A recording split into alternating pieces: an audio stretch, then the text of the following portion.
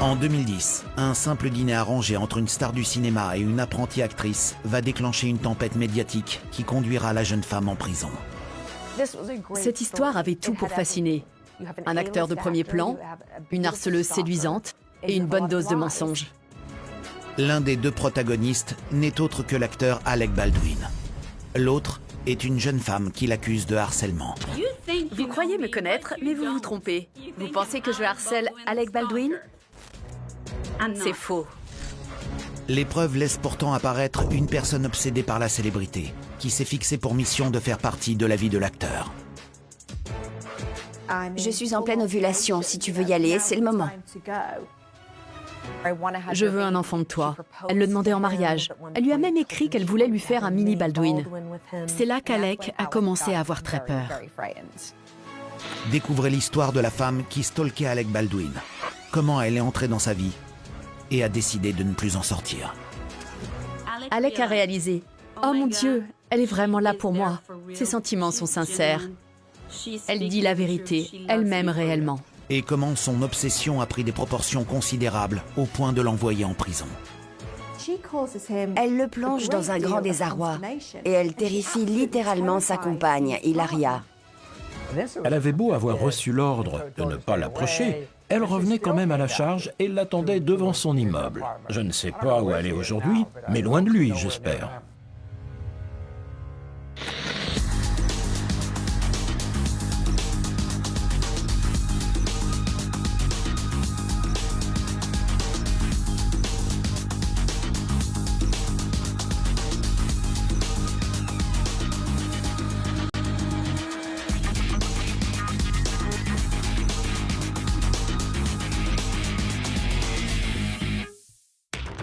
La célébrité peut être un fardeau, notamment quand l'admiration de vos fans vire à l'obsession. Alec Baldwin pourrait vous le confirmer. En 2011, une femme qu'il avait rencontrée par l'intermédiaire d'un ami s'est mis en tête qu'il voulait l'épouser. Je n'ai pas harcelé Alec Baldwin et je vais vous le prouver. C'est par ici, si vous voulez enfin connaître la vérité sur Alec Baldwin, Hilaria Baldwin et plein d'autres. Comment la star s'est-elle retrouvée dans une telle situation? Alec Baldwin appartient à une véritable dynastie d'acteurs. Il jouit d'une immense popularité aux États-Unis. Il a eu de nombreux succès, aussi bien au cinéma qu'à la télévision. Je crois qu'on peut parler de mégastar dans son cas. Alec Baldwin a grandi à Massapequa dans l'État de New York. Il est le deuxième d'une fratrie de 6 garçons, dont plusieurs sont devenus des acteurs connus.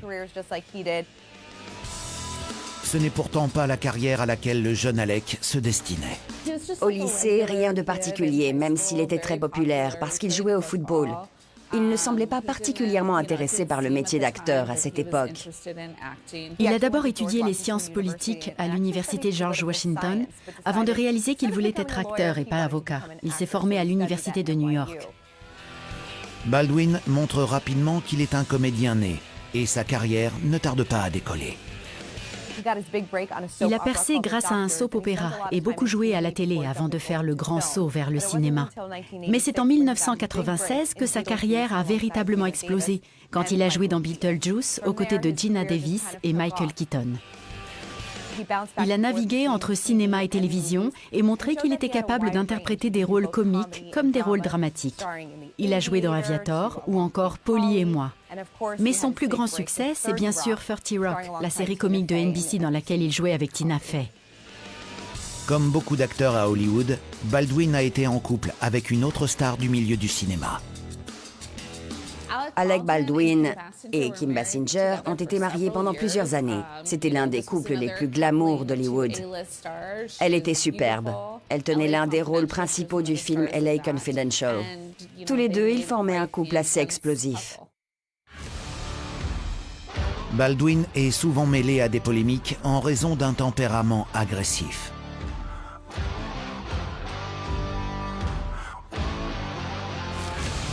Alec Baldwin a le sang chaud. Il ne plaisante pas. Il fait tout avec intensité, tant dans sa vie personnelle que professionnelle. Alec Baldwin est à l'évidence un homme impulsif. Il semble avoir du mal à maîtriser ses émotions et a régulièrement des explosions de colère. En 2011, quand une hôtesse de l'air lui a demandé d'éteindre son téléphone, il a refusé et fait un scandale, au point qu'il a été expulsé de l'avion. Effectivement, il dit ce qu'il pense, il ne sait pas se contenir. Il l'a toujours fait et il le fait encore. Ça ne lui est toujours pas passé. Plus récemment, Alec Baldwin a encore fait la couverture des journaux pour s'être battu à New York pour une place de parking. Baldwin a tendance à vite monter en pression, quand n'importe qui d'autre chercherait plutôt à la faire retomber. On dirait presque qu'il pense que les règles s'appliquent à tout le monde sauf à lui, simplement parce qu'il est une célébrité. Il a injurié sa propre fille. On en a largement parlé. Le message virulent qu'il a laissé sur son répondeur a été relayé par les médias du monde entier.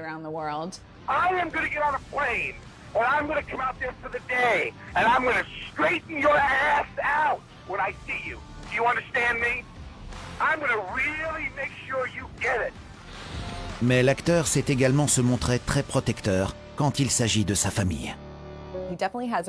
Il protège les siens. On l'a vu en 1993 avec Kim Basinger. Elle venait d'accoucher. Ils se baladaient au parc avec leur enfant quand un photographe a tenté de leur voler une photo. Il n'a pas du tout apprécié. C'est un bagarreur. Il est connu pour ses altercations avec les photographes. Mais ça ne veut pas dire qu'il recherche le drame ou qu'il prend plaisir à ce qu'on vienne interférer dans sa vie. C'est pourtant ce qui lui est arrivé quand il a croisé la route de Geneviève Sabourin au début des années 2000. Geneviève Sabourin a rencontré Alec Baldwin en 2002 sur le tournage de Pluto Nash. Il y faisait un caméo et elle travaillait à la promotion du film. Elle était belle, pleine d'entrain, imprévisible et un peu instable. Bien qu'il n'ait eu que très peu d'interactions sur ce tournage, la jeune femme affirme qu'à l'époque déjà, l'acteur lui aurait proposé de mieux faire connaissance.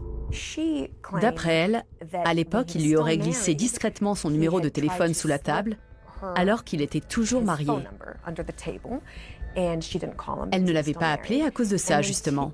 Mais 10 ans plus tard, un ami commun a organisé une rencontre entre eux. La jeune femme s'est installée à New York en 2010 pour tenter de percer comme actrice. Baldwin, lui, habite Manhattan après son divorce houleux et médiatique d'avec Kim Basinger. Ils se sont revus ici, à New York. À cette époque, elle réfléchissait à donner une nouvelle orientation à sa vie et à sa carrière en devenant actrice. À une occasion au moins, je crois que c'est un fait que personne ne conteste, ils ont dîné ensemble. C'est après que les versions divergent. Martin Bergman, un ami commun, a organisé un dîner entre eux. La version d'Alec, c'est que Geneviève voulait des conseils professionnels de sa part. Il n'y serait allé que dans cette intention. Je crois qu'il y avait de sa part à elle l'espoir fou de voir naître une romance avec l'acteur. Et en même temps, celui de faire avancer sa carrière. Leur version de cette soirée à Manhattan diverge totalement. Elle affirme que la soirée s'est terminée par une relation sexuelle avec Alec, ce qu'il a nié. C'est assez flou. Je suppose que cela dépend de qui vous choisissez de croire, elle ou lui. D'après la Canadienne, la réputation de Baldwin était entachée par son divorce houleux et l'incident catastrophique du message téléphonique à sa fille. Elle devait l'aider à redorer son image. Alec ne pouvait pas prendre le risque d'être blessé de nouveau en amour. Il ne se sentait pas prêt à réessayer. Il ne pouvait pas prendre le risque d'un nouvel échec, ni pour lui, ni pour sa carrière. Il ne voulait pas se lancer et présenter au public une nouvelle amoureuse, sa nouvelle fiancée, sa future femme, celle avec qui il aurait pu envisager d'avoir d'autres enfants, et qu'un an après, tout s'effondre. Un autre divorce aurait signé la fin de la carrière d'Alec Baldwin. On l'aurait immédiatement renvoyé à l'histoire avec Kim Basinger et Highland Baldwin. La presse se serait fait un plaisir de le descendre en flammes. Les journalistes sont tellement méchants, ils auraient sauté sur l'occasion de tuer sa carrière. D'après l'actrice, Baldwin lui aurait demandé de lui servir de couverture en jouant la parfaite épouse. Alec est intelligent. Il connaît bien ce milieu et il veut réussir. Il me voyait comme une femme vulnérable et était prêt à satisfaire mes besoins si, en échange, je jouais la parfaite épouse à ses côtés lors de ses apparitions sur le tapis rouge. Mon mari est formidable, je l'adore, on est tellement heureux et on fait ci, on fait ça, nos enfants font ça. On est un couple merveilleux, il est tellement génial, c'est un amant fantastique, un père et un mari fantastiques. Il est comme ci, comme ça. Moi, j'étais jolie, j'étais une femme jeune, mince, pleine de vitalité. J'étais différente des autres. J'avais cet accent sexy qui faisait ma singularité. Il plaisait beaucoup à Alec, il en riait. Je présentais bien. Il avait réfléchi à un projet avec moi et voulait me faire une proposition. D'après ses dires, Alec voulait une épouse de façade pour redorer son image. Mais cela ne suffisait pas à Geneviève. Elle voulait plus. Je ne m'attendais pas à passer un casting pour jouer l'épouse parfaite d'Alec Baldwin et l'accompagner dans ses sorties sur le tapis rouge. Je voulais être son épouse parfaite pour de vrai. Il y a une différence. Geneviève prétend qu'ils seraient ensuite devenus intimes. Alec a réalisé « Oh mon Dieu, elle est vraiment là pour moi. Ses sentiments sont sincères. Elle dit la vérité, elle m'aime réellement, elle tient à moi. Elle veut emménager avec moi pour de vrai, avoir des enfants de moi. » Il a touché mes mains, il a eu un comportement protecteur, il est devenu très attentionné avec moi, comme s'il se souciait vraiment de moi, comme si j'étais une fleur fragile ou un diamant précieux. Il a compris que je n'étais pas une épouse qu'on achète. La soirée s'est poursuivie. Pour moi, ça n'avait rien d'un dîner professionnel. Il avait réservé une chambre pour elle dans un très bel hôtel. Ils ont fait une balade romantique à Central Park. Ils ont vu un spectacle sur Broadway. Et après ça, ils sont rentrés à son hôtel pour terminer la soirée. La soirée a atteint un niveau d'amour et de romantisme comme j'en ai rarement connu. Il était très attentif, si je peux le dire ainsi. J'ai trouvé que les choses allaient vite, mais certaines personnes sont comme ça, alors pourquoi pas? Il m'a embrassée comme j'ai rarement été embrassée dans ma vie.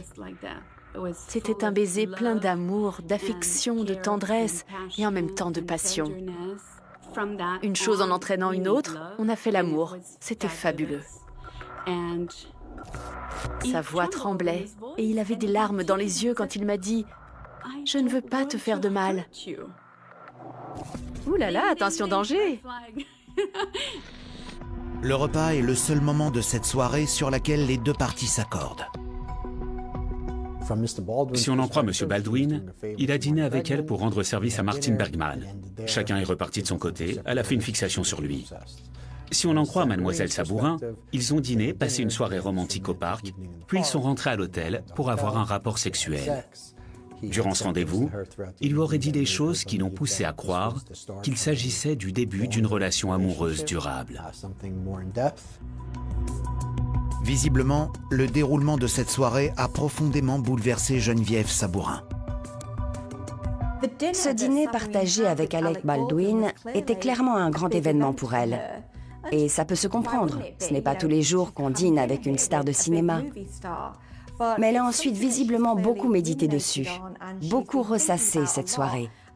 Elle a fini par décider que ce qu'ils avaient vécu était de l'amour, que c'était quelque chose d'extraordinaire et que ça allait changer sa vie à elle, mais aussi à lui. D'après elle, ils ont fait l'amour plusieurs fois au téléphone par la suite. Il a exprimé le désir de poursuivre cette relation. Ils se sont appelés, envoyé des mails, et au début, c'était de véritables échanges. Je pense qu'elle a cru qu'ils allaient former un couple et qu'une nouvelle vie l'attendait. Malheureusement, ça n'a pas été le cas. Car Alec Baldwin tombe amoureux d'une autre femme. Les médias annoncent bientôt que l'acteur est de nouveau en couple. Il a commencé à fréquenter sérieusement Hilaria, qui allait devenir son épouse, et la mère de 6 de ses enfants. La jeune femme, professeure de yoga à New York, a grandi entre l'Espagne et les États-Unis. Alors qu'il apparaissait très épris d'Hilaria dans les médias, la Canadienne affirme qu'il n'a jamais cessé d'être en contact avec elle. Il m'appelait parfois à minuit. Et le lendemain, j'apprenais sur Internet qu'il était aux Emmy Awards avec elle la veille. Il se montrait avec Hilaria sur le tapis rouge parce que ça faisait partie de son job.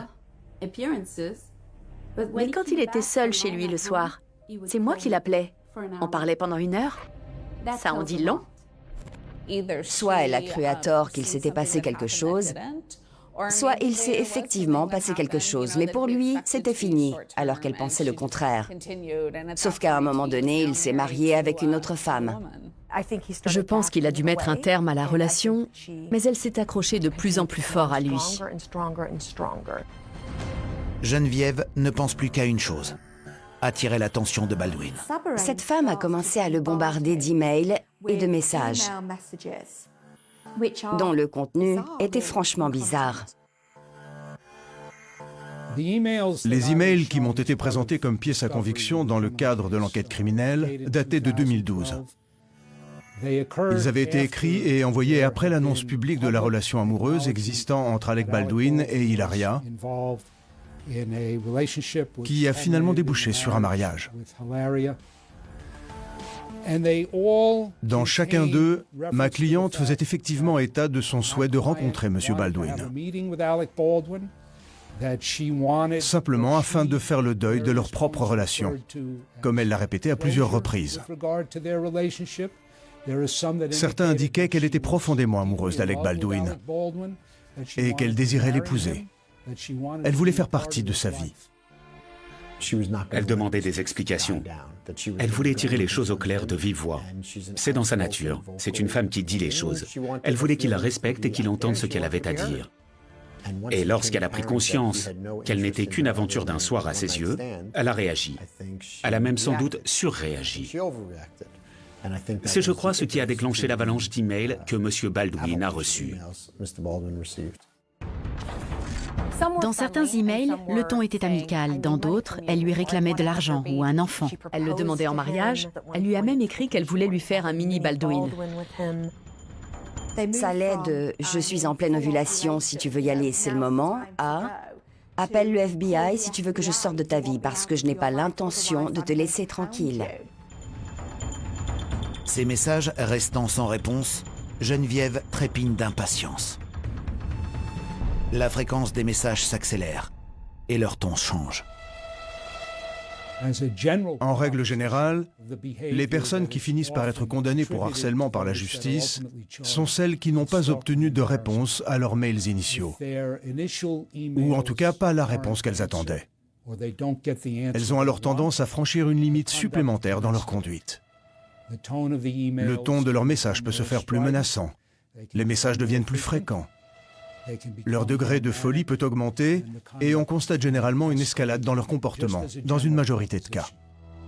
Geneviève Sabourin commence à focaliser son attention sur Hilaria Baldwin.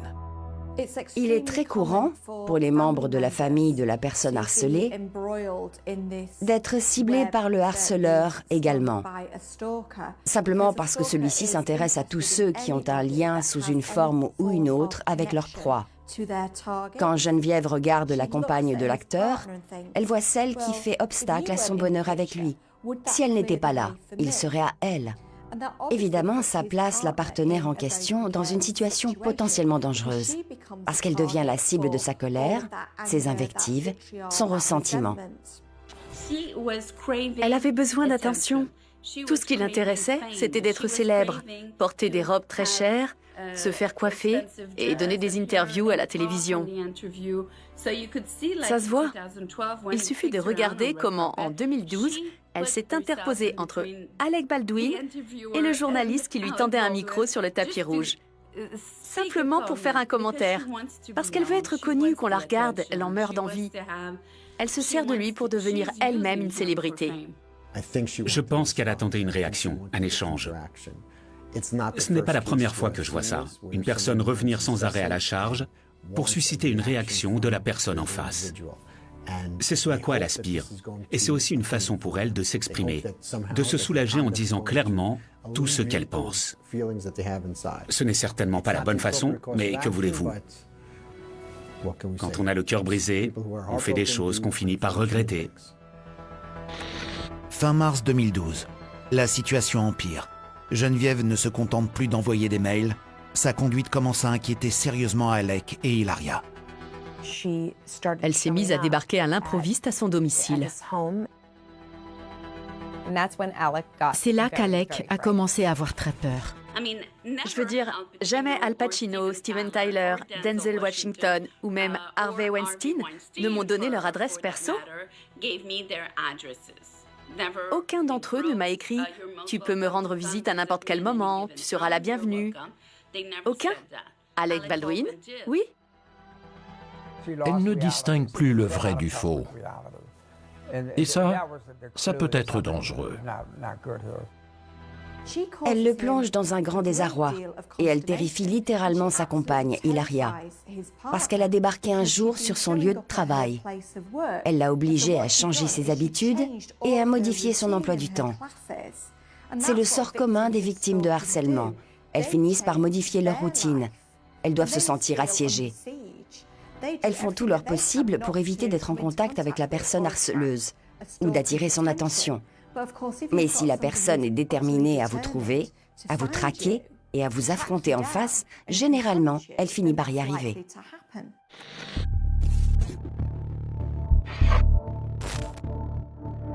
En mars 2012, Mademoiselle Sabourin a tenté d'entrer en contact avec Alec Baldwin en se présentant sans invitation à sa maison des Hamptons. Selon les déclarations de l'acteur, elle a débarqué là-bas le jour où il a demandé Hilaria en mariage. Il a paniqué et appelé la police. Il craignait qu'elle ne soit armée. Ensuite, en avril, elle est apparue à une projection à laquelle il participait au Lincoln Center. Elle s'arrangeait pour être au même endroit que lui, le plus souvent possible. Je pense qu'elle se disait, puisque mes emails n'ont pas eu l'effet que je recherchais, s'il me voit, si j'arrive à lui parler en personne, il se rendra compte du lien qui existe entre nous. Mais elle ne s'est plus contentée des emails. Elle est allée trop loin en débarquant à une projection à laquelle M. Baldwin devait assister. Et la police s'en est mêlée. Ça correspond au moment où le contenu de ces messages a cessé d'être dirigé uniquement contre M. Baldwin. Elle a commencé à viser également la fiancée de l'acteur. M. Baldwin et les forces de l'ordre ont sans doute estimé qu'elle avait franchi une limite, et c'est ce qui a conduit à son arrestation. Le 8 avril 2012, après des mois de harcèlement sur Alec Baldwin, Geneviève Sabourin finit par aller trop loin. Elle est apparue devant son immeuble. Le portier a contacté Hilaria en disant « Une personne demande à vous voir ». Quand elle a compris que c'était la femme qui harcelait Alec Baldwin, elle lui a demandé de ne pas la laisser monter. Cette femme aurait alors traité Hilaria de sale garce et de prostituée devant le portier. Prévenue, la police interpelle Geneviève sur les lieux. Elle est inculpée pour harcèlement aggravé, en dépit de ses protestations. D'après ses dires, elle passait seulement dire bonjour à Alec.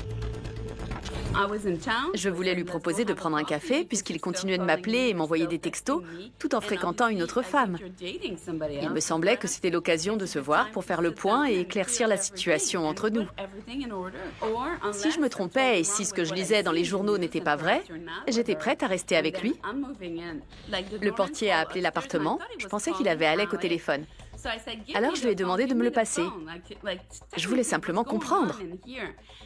Il ne me l'a jamais passé, évidemment, puisque je sais aujourd'hui qu'il ne parlait pas à Alec, mais à Hilaria. Alec était absent. Tout ça, c'est de la faute d'Hilaria. Vous croyez vraiment qu'Alec aurait eu peur d'une jolie blonde qu'il connaissait depuis 15 ans et qui lui proposait seulement de prendre un café, alors qu'il m'appelle et m'écrit tout le temps? Les journaux s'emparent de cet incident. Même quand on obtient une ordonnance restrictive à leur rencontre, ça ne suffit pas à décourager les harceleurs. Au contraire, ils se sentent importants. C'est une forme de reconnaissance. Ça signifie que la personne en face sait qu'ils existent. Ils ont un rôle dans sa vie. Du 9 au 12 avril 2012, Geneviève Sabourin cherche à échapper à la presse. Elle vient de passer 27 heures en cellule. Mais elle a déclenché une tempête médiatique. Son nom est désormais associé à Alec Baldwin dans les médias, qui se sont jetés sur cette histoire. Elle, qui en tant qu'actrice rêvait sans doute d'être célèbre, ça a dû lui inspirer une certaine satisfaction. On parlait d'elle dans les journaux, quelle qu'en soit la raison. On mentionnait son nom aux côtés de celui de sa cible, la personne à laquelle elle était persuadée d'être destinée. Ça n'a fait que renforcer sa conviction qu'il comptait pour elle et qu'elle comptait pour lui, et qu'ils étaient liés l'un à l'autre d'une certaine manière. Maurice Cercars a assuré pendant un temps la défense de Geneviève Sabourin. C'était une jeune femme superbe, intelligente, avenante et qui s'exprimait bien. Mais plus vous parliez avec elle, et notamment quand vous abordiez le sujet de M. Baldwin, plus vous aviez l'impression, en l'écoutant, que les sentiments qu'elle éprouvait vis-à-vis de lui relevaient effectivement de l'obsession. Maître Cercars n'en défend pas moins avec force sa cliente quand elle est poursuivie en justice en mai 2012. Je représentais une femme qui soutenait, contrairement à la partie adverse, que cet homme lui avait montré de l'affection, au moins à un certain moment dans leur relation. M. Baldwin le niait et il en a le droit, mais c'était ainsi. Les deux protagonistes étaient en désaccord sur les faits. Ma mission en tant qu'avocat était de démontrer que ma cliente, qui était accusée d'avoir commis un crime, avait agi de bonne foi. Si elle était sincèrement persuadée qu'ils avaient une relation, l'intention criminelle ne pouvait être retenue contre elle. Ma cliente était poursuivie pour des faits de harcèlement aggravé. Ce sont des charges qui reposent sur l'intention. Mais quelles étaient véritablement ses intentions? Si on examinait attentivement le contenu de ces emails, on pouvait effectivement en conclure que leur auteur, Mademoiselle Sabourin, était amoureuse de M. Baldwin, sans doute même obsédée par lui. Mais il apparaissait qu'il visait principalement à déterminer si M. Baldwin avait des sentiments pour elle. C'est cet argument que je voulais faire valoir pour défendre ma cliente, y compris au procès, si on ne pouvait pas l'éviter. En attendant, la Canadienne continue de ne pas se conformer aux injonctions du juge. Le procureur de Manhattan a requalifié les charges contre Geneviève en harcèlement aggravé, parce qu'elle continuait d'essayer de contacter Alec Baldwin. Il avait beau avoir obtenu une ordonnance de protection contre elle, elle continuait de venir à son appartement, alors que la justice le lui avait interdit. Rien n'y faisait. Elle a écopé en plus d'une accusation d'outrage à la cour pour avoir désobéi à l'injonction du juge. Et ça, c'est plus compliqué à défendre. Si le juge vous interdit de faire ceci ou cela, mais que vous le faites quand même, l'infraction est caractérisée. Elle avait le sentiment d'avoir une connexion particulière avec Alec Baldwin. C'est le dilemme auquel sont confrontés tous les harceleurs. Ils ne peuvent pas s'arrêter de penser à la personne. Ils font une fixation sur elle. Le mot fixation vient du latin et signifie littéralement « attacher ensemble ». Ils se sentent attachés à cette personne et ils se sentent obligés de faire tout ce qui est nécessaire pour garder cet attachement. Ma stratégie pour sortir ma cliente de cette situation était de négocier avec le procureur ce qu'on appelle un ajournement en vue d'un classement sans suite. Ma cliente restait en liberté et à l'issue d'une période probatoire, si elle montrait qu'elle ne constituait pas un danger pour M. Baldwin, l'affaire était définitivement classée sans suite. Le bureau du procureur abandonnait toutes les charges et son casier judiciaire restait vierge. Mais Geneviève Sabourin continue de violer l'ordonnance de protection. Je lui ai dit de ne pas le faire. Elle enfreignait les conditions de sa remise en liberté. Il était évident que son comportement nuisait à son affaire et entravait grandement mes efforts pour lui éviter d'aller au procès ou d'avoir appelé des coupables de quelque infraction pénale que ce soit. D'un autre côté, sa persistance à vouloir entrer en contact avec M. Baldwin était sans doute la meilleure preuve possible de son obsession pour ce dernier. Par conséquent, on pouvait aussi arguer qu'une obligation de soins était peut-être une sanction plus judicieuse qu'une peine de prison ferme face à un comportement de ce type. Elle ressentait le besoin irrépressible de lui parler. Elle était submergée par ses sentiments. Certaines personnes parviennent à canaliser leurs pulsions et à les transformer en énergie positive, en faisant un jogging ou du yoga par exemple. Malheureusement, ce n'était pas son cas, et ça lui a valu d'être poursuivi. Son comportement contraint son avocat à jeter l'éponge. Maître Cercars se retire du dossier. L'avocat de Geneviève Sabourin a soumis au tribunal une motion pour être déchargée de sa défense, parce qu'elle refusait d'écouter ses conseils. Et elle refusait de se conformer à l'ordonnance restrictive qui lui imposait de rester à distance de M. Baldwin. Elle sabotait sa stratégie de défense parce ce qu'elle voulait, ce n'était pas une solution, c'était garder le contact avec Alec Baldwin. Et en l'occurrence, si elle se pliait à ce qu'on attendait d'elle, c'est-à-dire rester loin de lui, l'histoire s'arrêtait là. C'était la fin du film et la fin de leur histoire commune. Le jour où la Cour m'a libéré de ma fonction de défenseur, sur ma demande, au moment de quitter le tribunal, Mademoiselle Sabourin était à côté de moi. Elle s'apprêtait à sortir quand un agent l'a interpellée et lui a mis les menottes. Cette fois, elle a été inculpée de harcèlement sur la personne du substitut du procureur qui instruisait son affaire. Je pense qu'elle croyait sincèrement bien faire quand elle allait au domicile de M. Baldwin pour lui parler, quand elle tentait de se justifier sur les réseaux sociaux, ou encore quand elle contactait le bureau du procureur de Manhattan. Elle pensait que c'était la solution. La jeune femme cherche un nouvel avocat qui soit prêt à la soutenir dans sa démarche. Elle semble déterminée à aller au procès. Mademoiselle Sabourin m'a contacté pour que je la représente au tribunal.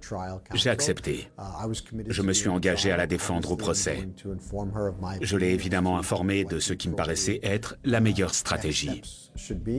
Il y avait une offre sur la table si elle plaidait coupable. Il me semblait que c'était dans son intérêt. Je lui ai donc conseillé. Elle a refusé. Elle tenait à aller au procès. Je m'étais engagé à la soutenir, quelle que soit sa décision. Nous sommes donc allés au procès. L'histoire a été étalée sur la place publique. Elle a fait les gros titres. Le procès s'ouvre le 8 novembre 2013. Je l'ai croisée plusieurs fois au tribunal avant le procès. Elle était toujours désireuse de parler à la presse. Elle multipliait les déclarations et contestait les accusations. Je crois que toute cette attention, ça lui faisait plaisir. À chacune de ses apparitions au tribunal, des photographes l'attendaient. On lui réclamait des interviews. On parlait d'elle à la télé, dans les journaux. Et avec un procès, elle pouvait être sûre que ça allait encore plus s'intensifier. Le procès s'est donc ouvert le 8 novembre 2013 avec les déclarations liminaires des deux parties. Chacun a exposé ses arguments. Ensuite, le procureur a appelé ses témoins, notamment Alec Baldwin. Son épouse était également sur la liste des personnes citées à comparaître et elle a témoigné la semaine suivante. C'était très tendu dans la salle d'audience du tribunal de Manhattan. Alec Baldwin voulait clairement que cette femme arrête de les importuner, lui et sa famille, d'autant que le couple avait un enfant en bas âge à la maison. Mais Geneviève était dans son monde. Elle a maintenu qu'elle avait une relation amoureuse avec Alec Baldwin. Il a minimisé les contacts qu'ils avaient eus, en les qualifiant de strictement professionnels et aucunement romantiques. Elle l'a mal pris. Elle était furieuse qu'il ne se montre pas honnête et qu'il mente au tribunal alors qu'il était sous serment, en minimisant leur degré d'intimité. Baldwin a livré une magnifique performance d'acteur à la barre. Il a comparé sa situation à un film de Hitchcock et l'a qualifié de cauchemar pour sa famille et lui. À ce moment de son témoignage, il s'est mis à pleurer et a pris soin d'essuyer une à une les larmes sous ses yeux. Il a dit qu'il avait peur d'elle, peur qu'elle débarque armée chez lui. C'est pour ça qu'il avait appelé la police. Pendant la déposition de l'acteur, l'accusé ne tient pas en place et s'indigne à haute voix. Pendant le procès, elle a donné l'image de quelqu'un d'un peu instable et lunatique. Elle semblait avoir du mal à se contrôler dans la salle d'audience. Elle perturbait les débats en l'interpellant directement. Elle était effarée qu'il préfère mentir et l'humilier plutôt que de dire la vérité. Mais c'est pour ça qu'on a créé le contre-interrogatoire. Seulement, elle n'a pas pu attendre. Ça devait lui plaire quelque part. Elle avait l'occasion d'être dans la même pièce que cette grande star, pour qui elle éprouvait une véritable obsession, et de se défouler sur lui pendant qu'il était à la barre en lui disant « On avait une relation, pourquoi tu ne veux pas le reconnaître? Arrête de mentir et dis la vérité. » Ça ressemblait à une querelle d'amoureux. Elle était en train de lui faire une scène dans une salle d'audience du tribunal, comme s'ils étaient en couple. Sauf que leur couple n'existait que dans sa tête. Elle l'a traité de menteur. À un moment, elle a crié « Tu as une cicatrice. Comment je saurais que tu as une cicatrice à la hanche ?» Le juge n'arrêtait pas de lui répéter d'arrêter d'interrompre les débats. Il l'a averti plusieurs fois. C'est assez inhabituel de voir une personne sur le banc des accusés intervenir autant sans y avoir été invitée. La femme d'Alec Baldwin est venue à la barre et a assuré que Geneviève l'avait insultée lors de son arrestation. Elle l'avait traitée de sale garce. Et alors qu'elle était à la barre, en train de témoigner, Geneviève a explosé et lui a hurlé « Menteuse, tu vas aller en enfer ». Geneviève Sabourin n'a cessé de crier, d'invectiver Alec Baldwin pendant qu'il déposait à la barre. Elle a invectivé sa fiancée et la mère de son enfant, à tel point que c'en était presque ridicule de sa part. Elle vociférait « Ce n'est pas juste. C'est à moi que devrait aller votre sympathie. C'est moi qui ai été abusée par cet homme. Il m'a utilisée sexuellement avant de me jeter. » En fin de compte, quand bien même ça se serait passé comme ça, ce qu'Alec Baldwin contestait, cela ne justifiait pas son comportement à elle. Quand vient son tour de témoigner, Geneviève maintient sa version des faits. Elle a raconté leur première soirée ensemble, comment ils s'étaient rencontrés, et ce qui s'était passé cette nuit-là et après, ainsi que les raisons qui l'avaient poussée à le contacter. Elle persistait à dire qu'elle n'avait rien fait de mal et qu'on ne pouvait pas parler de traque dans son cas, parce qu'il s'agissait d'une histoire de couple. Ils avaient un passé commun, tous les deux. Les procureurs l'ont interrogée et elle a fini par craquer à la barre. Elle a éclaté en pleurs en décrivant la relation amoureuse qu'elle avait eue avec lui. Le juge Mandelbaum commence à perdre patience. Il était exaspéré de la voir intervenir à tout moment. Elle n'arrêtait pas d'interrompre les autres. Il lui a répété un nombre incalculable de fois de se taire et de respecter la procédure, mais elle en semblait sincèrement incapable. Après une brève délibération, le juge rend son verdict. Elle a été déclarée coupable. Le juge l'a condamnée à 180 jours de prison, plus 30 jours supplémentaires pour outrage au tribunal. A-t-elle été surprise? Je crois que oui. En tout cas, ça l'a affectée.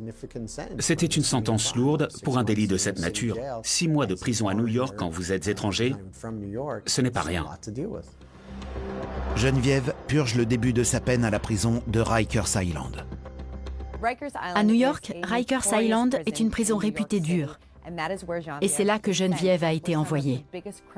On y enferme des criminels violents et les conditions de vie sont loin d'être luxueuses. La peinture des murs s'écaille, des cafards se baladent partout, il n'y a pas de climatisation, pas de chauffage. L'été, la chaleur est intenable et l'hiver, on gèle. C'est tout sauf un lieu agréable. Même après un séjour à Rikers Island, Geneviève campe toujours sur ses positions.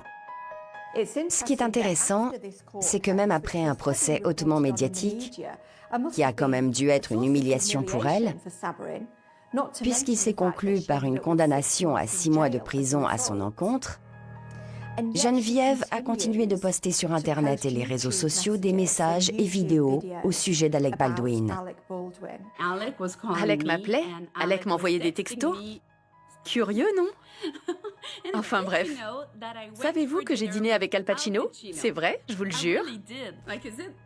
C'est une blague? Je vais tout vous révéler. Je vais répondre à la question « Pourquoi tu continues d'en parler ?» Certains, merci à vous, ont répondu dans les commentaires « Elle continue d'en parler parce qu'elle est innocente. Elle veut seulement laver son nom. Seul un innocent passerait 6 ans et demi à remettre le sujet sur la table pour tenter de rétablir la vérité. » Alors pourquoi? Parce que j'y pense encore tous les jours. Ce n'est pas que je cherche à devenir riche et célèbre. Si c'est le cas, tant mieux, je ne vais pas dire non. Mais ce n'est pas mon objectif premier. Mon objectif premier, c'est de mettre à profit l'épreuve que j'ai vécue, parce que ça a été une épreuve. J'ai été traînée dans la boue. On m'a manqué de respect. Je vis avec ça depuis 6 ans et demi. Encore aujourd'hui, je subis les conséquences de cette injustice. Je veux aider les autres, les personnes qui souffrent. Près d'une décennie plus tard, personne n'est sorti gagnant de cette affaire de harcèlement. Cette histoire avait tout pour fasciner. Un acteur de premier plan, une harceleuse séduisante et une bonne dose de mensonges. Chacun son opinion, mais dans cette affaire, Geneviève a eu tort. Il est possible qu'ils aient eu une liaison, mais elle a viré à l'obsession pour Geneviève. Elle ne pensait plus qu'à lui, elle voulait ce qu'il avait. Elle voulait être avec lui, avoir un enfant de lui. Et ce n'était pas possible. Elle a fait une fixation sur cette idée. Elle était obnubilée par ça. C'est triste à dire, mais je crois que c'est cette affaire qui l'a définie aujourd'hui, ce qui a défini sa carrière. Il faut reconnaître qu'elle est plus connue aujourd'hui pour sa condamnation pour harcèlement sur un acteur célèbre que pour sa filmographie. On lui a laissé une chance de sortir de cette histoire avec un casier judiciaire vierge. Elle aurait très bien pu éviter la prison.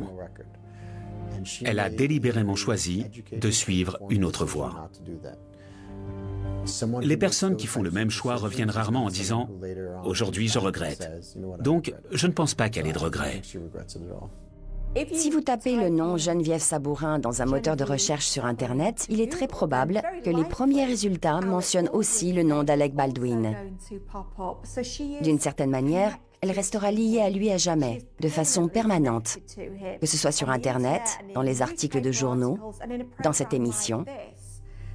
C'est intéressant de constater qu'un harceleur peut influencer le comportement de la personne qu'il traque et prendre une place importante dans sa vie, même si c'est de façon négative.